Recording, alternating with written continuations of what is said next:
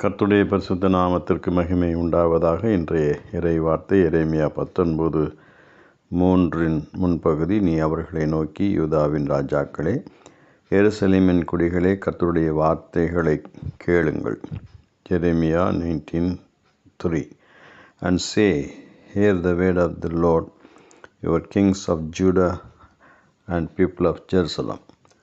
ஆண்டவருடைய வாக்கை கேளுங்கள் என்று ஒரு அறைகூவலை எரேமியா தீர்க்கதரிசி மீண்டும் யூத ஜனங்களிடத்திலே சொல்லுகிறதை வாசிக்கிறோம்.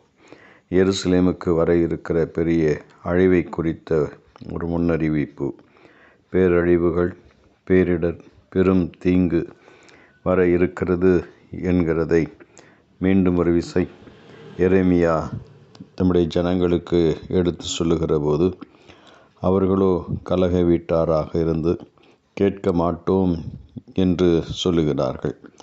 அதை குறித்த வரப்போகிற அழிவை குறித்த ஒரு சரியான ஒரு காரியம் அவர்களுக்கு தெரியாமல், புரியாமல், அதை விளங்கி கொள்ளாமல், அதை குறித்த அச்ச உணர்வு இல்லாமல், அதை கண்டுகொள்ளாதே அவர்கள் போனார்கள் என்பதைத்தான் இந்த வசனம் நமக்கு தெளிவுபடுத்துகிறது. தேவனுடைய வார்த்தைக்கு செவி கொடுப்பது எத்தனை உத்தமமானது என்பதை மீண்டும் ஒரு விசை எரேமியா நினைவுபடுத்தி அவர்களோடு பேசுகிறதை இந்த காலையிலே நாம் சிந்திக்கிறோம். ஆண்டவர் இந்த வார்த்தைகளை நமக்கு ஆசீர்வதிப்பாராக. ஆமென்.